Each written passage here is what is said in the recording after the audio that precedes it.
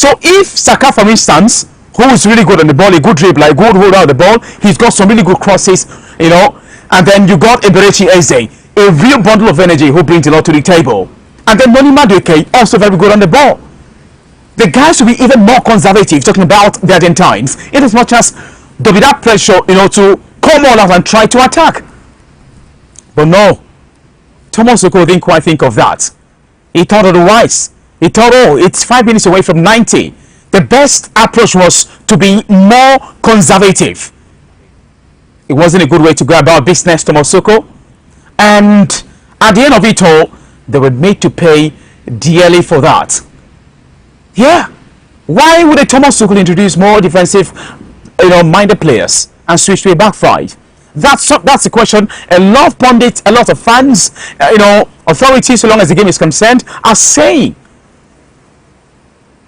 England dropped deeper, surrendered possession, because at some point they were leading in terms of possession.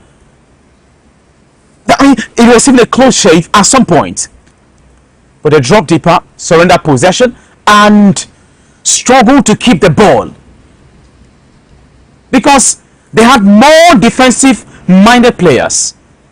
Argentina piled on relentless pressure, while England really threatened on counter. 85th minute, we saw an equalizer. The dramatic finish. Of course, 85th minute, a 1-1 draw. Enzo Fernandez unleashed a powerful long-range effort that beat Jordan Pickford.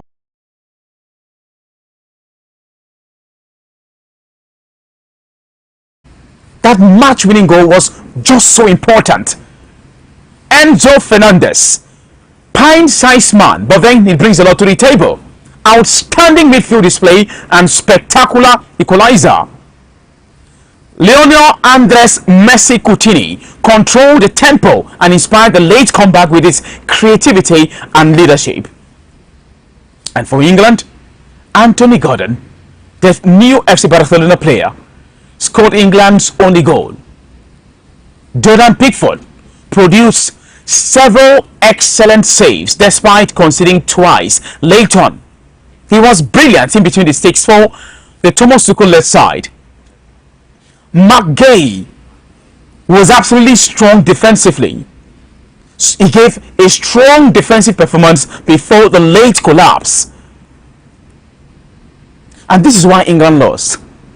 They became too defensive, and I don't know. They were made to pay for that. Became too defensive after taking the lead. They lost control of midfield. Declan Rice, when I saw that substitution, I'd be like, what's going on here? Oh no, not the Declan midfield. And that's exactly one of the reasons they lost that game. So the Three Lions failed to also retain possession under pressure. They just couldn't. The pressure kept on coming because they had more defensive-minded players. Argentina's substitutes and attacking quality changed the game.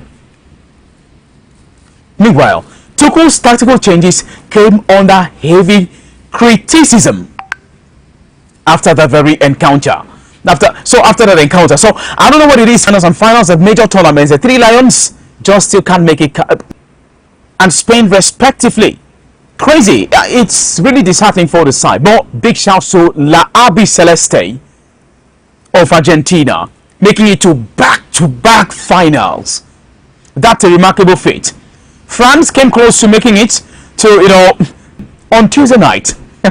Interesting times. And so now they are out. Or not out.